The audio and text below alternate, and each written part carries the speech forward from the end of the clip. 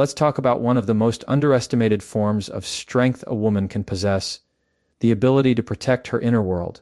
Not guard it out of fear, but preserve it out of wisdom. We live in an era where oversharing is glorified. Social media rewards exposure. People believe that if you don't constantly display your emotions, your plans, and your private life, you're somehow hiding something negative. But here's the truth: what you protect is often what stays pure. The more you put something out into the open, the more it becomes subject to other people's interpretation, distortion, and influence. And that includes your thoughts, your feelings, and the mental strategies you use to navigate life. Your inner world, your mind, your heart, your core values, isn't a public park for anyone to wander through. It's more like a private garden. You decide who gets in, what seeds get planted, and how much sunlight or shade it needs. And here's where a lot of people get it wrong. They think privacy is the same as secrecy. It's not. Secrecy is fear-based. It hides things out of shame or guilt. Privacy is strength-based. It chooses to protect things because they are valuable. Think about your goals for a moment. When you first have an idea, that spark of inspiration is fragile. It hasn't yet grown roots. If you tell everyone about it too soon, you risk drowning it in a flood of other people's opinions, some well-meaning, some jealous, some simply careless.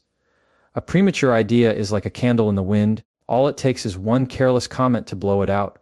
But when you nurture it privately, you give it time to grow into a flame strong enough to survive the storms of doubt. The same is true for your emotional processing. If something hurt you deeply, betrayal, heartbreak, disappointment, sharing it instantly with everyone you know doesn't always help. In fact, it can make the wound deeper. When you're still in the middle of pain, your perspective is raw, unfiltered, and vulnerable to distortion. People may misinterpret your emotions, give you bad advice, or even use your openness against you. Sometimes you need to process privately, let your emotions settle, and then decide what part of that story you want to share and with whom. And let's talk about strategy, how you think, how you solve problems, how you make decisions. These are not things to hand over to every person you meet. Your mental strategies are like the playbook of a winning team. You don't give your opponents a copy before the game starts. Not because you're being dishonest, but because some moves work best when they're executed without an audience. People who understand the value of silence in certain moments know that the right action, taken quietly, can be far more powerful than a loud declaration. Now, there will be people who will pressure you to open up more, to be transparent, to let people in. And yes, transparency has its place. Trust requires honesty. But honesty doesn't mean total exposure. You can be truthful without being fully uncovered. You can share parts of yourself without putting your entire soul on the table for public consumption. Protecting your inner world also protects your self-identity. The more you hand over your inner thoughts to the court of public opinion, the more you begin to shape them to fit what others want to hear. Slowly, you stop thinking for yourself and start thinking for the audience you've created. And that is one of the fastest ways to lose who you truly are. There's also a psychological principle at play here. What we keep private holds more power over our behavior than what we expose prematurely. When you silently commit to a goal, you are more likely to follow through because there's no instant gratification from public praise. The work itself becomes the reward. But if you announce it too soon, you may feel a false sense of accomplishment just from telling people about it, which can reduce your drive to actually make it happen. And there's a deeper, almost spiritual aspect to this. Your mind is your sanctuary. It's where you shape your beliefs, your hopes, your resilience. If you allow too many voices into that space, it stops being yours. Imagine trying to meditate in a crowded room with people shouting over you. It's impossible to hear your own thoughts. Privacy allows you to filter out the noise so you can hear the quiet truth within yourself. Of course, this doesn't mean you isolate yourself completely. It means you become intentional. You decide who earns access to your raw, unedited self.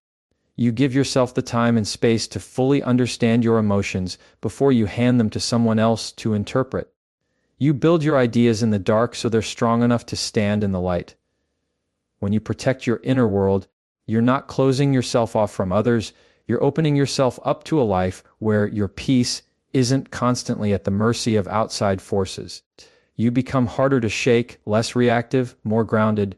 People may notice you speak less about certain things, but when you do speak, it carries more weight. because your words are not for performance, they're for purpose. So I want you to remember this. Your mind, your heart, and your strategies are treasures. Not everyone deserves access to them. And once you give something away, you can't always take it back. Keep some things sacred, not because you're hiding, but because you're honoring their value. A woman's strength is not in what she shows the world, it's in what she chooses to protect from it. Let's move to something just as important, guarding your vulnerabilities. Every one of us carries within us certain soft spots, places that are tender because they hold our deepest insecurities, our private mistakes, our quiet fears. These are the parts of ourselves that, if placed in the wrong hands, can be misunderstood, mocked, or even used against us, and yet so often we hand them over too easily, sometimes in the name of honesty, sometimes in a search for connection, and sometimes simply because we've been conditioned to believe that full openness equals strength.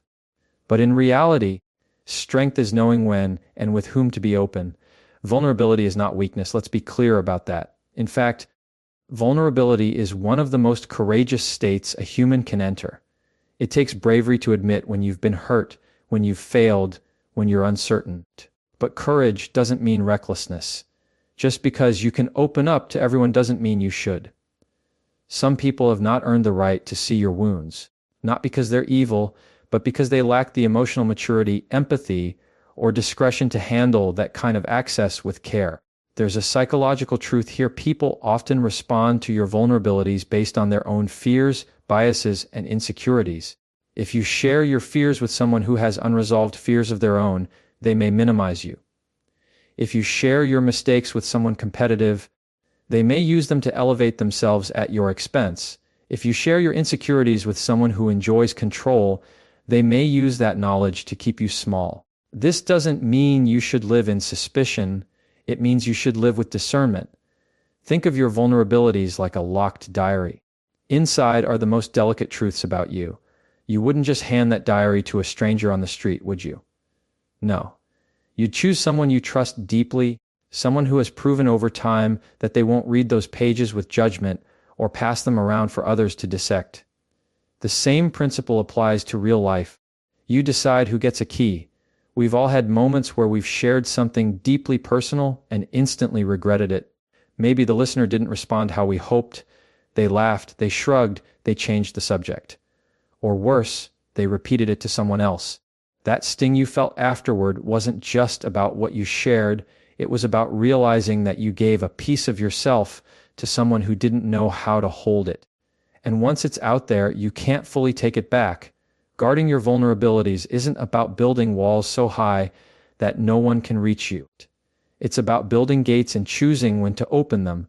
It's the difference between shutting people out entirely and letting the wrong people in too quickly.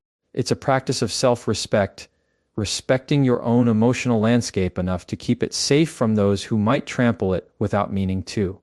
Here's where the modern world complicates things. We've been told that vulnerability sells. Social media encourages us to broadcast our struggles because it's relatable. We see people oversharing online in the hope of gaining connection, sympathy, or validation. And while there's nothing wrong with sharing your story, you have to ask yourself, is this my truth to share right now, or am I putting it out there because I want something from the audience?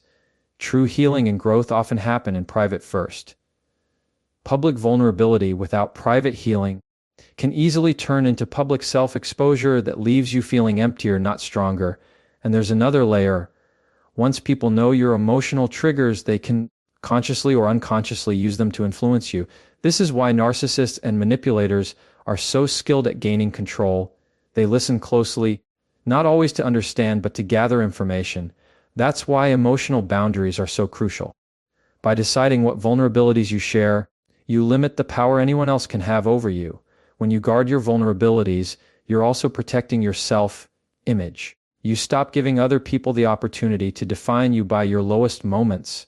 Your mistakes become lessons you carry internally until you choose to share them as wisdom rather than wounds. You're no longer at the mercy of how others will perceive you in your weakest moments because you've chosen to reveal those moments on your terms, in your timing, to people who've earned the right to hear them. It's worth noting, guarding your vulnerabilities is not about being cold or distant. It's not about never letting anyone see you cry. It's about choosing those moments carefully, knowing that real intimacy comes from mutual trust, not instant exposure. And intimacy, the kind that is safe and lasting, is built over time. There's a quiet, unshakable confidence in a woman who knows that not everyone deserves the deepest parts of her story. She can be warm, open, and friendly while still holding back the parts of herself that are meant for only a select few. That balance, being approachable yet protected, is one of the strongest positions you can live from.